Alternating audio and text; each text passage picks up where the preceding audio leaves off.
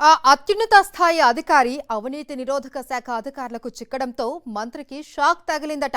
ఆ అవినీతి పురాణం ఇటు తిరిగి తన తలకే చుట్టుకుంటుందనే విషయం తెలిసి పదవి పోతుందేమో అని భయపడిపోతున్నారట. రెడ్ హ్యాండెడ్ గా పట్టుబడిన అధికారి మంత్రి కోసమే లంచాలు అడిగినట్టు, నానా గడ్డి కరిచినట్టు ఏసీబీ అధికారులకు చెప్పారు అని సమాచారం.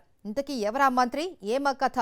Watch the story. గిరిజన సంక్షేమ శాఖ మంత్రి గుమ్మడి సంధ్యారాణి తరచూ వార్తల్లో ఉంటున్నారు. సంక్షేమాభివృద్ధి కార్యక్రమాలను అమలు చేయడం ద్వారా ఆమె మీడియాలో కనిపిస్తున్నారని అనుకుంటున్నారా?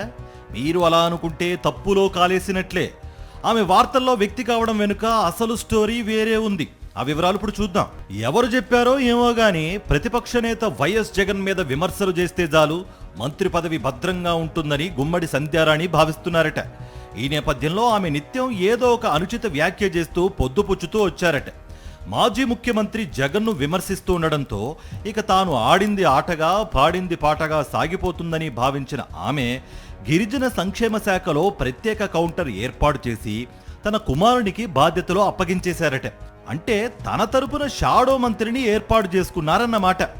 ఆ విధంగా ఆమె వసూళ్లు 3 సంతకాలు 6 లంచాలు అన్నట్టుగా సాగుతూ వచ్చాయట. అవినీతి కార్యక్రమాలను కొత్త పుంతలు తొక్కించాలనే ఆలోచనలో భాగంగా గిరిజన సంక్షేమ శాఖ అత్యున్నత స్థాయి అధికారి ఇంజనీరింగ్ ఇన్ చీఫ్ సుబ్బవరపు శ్రీనివాస్ కు మంత్రి గుమ్మడి సంధ్యారాణి టార్గెట్ ఇచ్చారట. ఆయన మరో 2 నెలల్లో రిటైర్ అయిపోతున్న నేపథ్యంలో తన కోసం పనిచేస్తే మరో 2 ఏళ్లు పదవిని పొడిగిస్తామని హామీ ఇచ్చారట.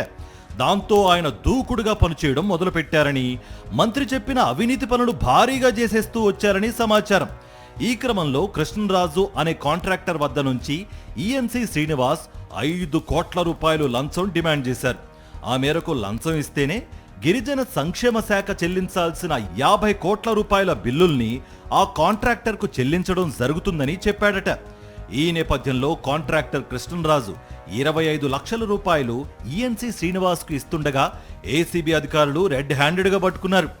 ఏసీబీ అధికారులు పట్టుకోవడంతో బిత్తరపోయిన ఈఎన్సీ శ్రీనివాస్ మంత్రి గుమ్మడి సంధ్యారాణి కోసమే లంచం తీసుకున్నట్లు వారి ముందు ఒప్పేసుకున్నారట. ఇదే విషయం ఇప్పుడు గిరిజన సంక్షేమ శాఖలో చర్చగా మారింది. ఏసీబీ రైడ్ సమయంలో మంత్రి గుమ్మడి సంధ్యారాణి కుమారుడు కూడా అక్కడే ఉన్నట్లు ప్రచారం జరుగుతోంది. ఈ తతంగం అంతా పలు మీడియాల్లో వార్తలుగా రావడంతో ఇప్పుడు గుమ్మడి సంధ్యారాణి మంత్రి పదవి పోతుందేమోనని కూటమి వర్గాల్లో చర్చ జరుగుతోంది. నిందితుడు ఈఎన్సీ శ్రీనివాస్ వాంగ్మూలం, ట్రైబల్ వెల్ఫేర్ డిపార్ట్మెంట్లో ఉద్యోగులు ఇచ్చిన స్టేట్మెంట్లు అన్నీ కలిపి చూస్తే ఈ లంచాల ఎపిసోడ్లో మంత్రి గుమ్మడి సంధ్యారాణి కీలకమని గిరిజన సంక్షేమ శాఖ ఉద్యోగులే చెప్పుకుంటున్నారు. ఈ నేపథ్యంలో గుమ్మడి సంధ్యారాణి అవినీతి దందా పార్టీ పెద్దలకు తలనొప్పిగా మారిందనే చర్చ కూడా జరుగుతోంది. ఇప్పటికే రాష్ట్ర వ్యాప్తంగా పలువురు ఎమ్మెల్యేలు, మంత్రుల అవినీతి, అరాచకాలు, దందాల గురించి కూటమి నేతలే బహిరంగంగా మాట్లాడుతున్నారు. ఇప్పుడు మంత్రి గుమ్మడి సంధ్యారాణి పేరు కూడా వార్తల్లో చర్చనీయాంశం కావడంతో చంద్రబాబుకు ఏం చేయాలో పాలుపోవడం లేదని అంటున్నారు.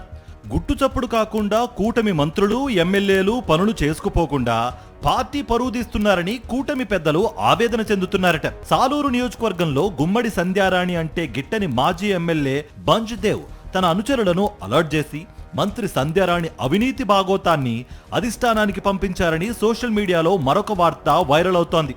పార్వతీపురం ఐటీడీఏ ఇంజనీరింగ్ ఉద్యోగులను అడ్డం పెట్టుకుని మంత్రి మనుషులు కలెక్షన్స్ చేస్తున్నారన్న ప్రచారం సోషల్ మీడియాలో జరుగుతోంది. ఇష్టానుసారం ఉద్యోగుల బదిలీలు చేపట్టి ఆదాయం ఉన్న చోట అనుకూల ఉద్యోగులను నియమించుకుని సొంత టీం తయారు చేసుకున్నారని మంత్రిపై ఆమె వ్యతిరేక వర్గం ఆరోపణలు గుప్పిస్తోంది. తమ దగ్గర సాక్ష్యాలున్నాయని ఆమె రాజకీయ ప్రత్యర్థులు అంటున్నారు.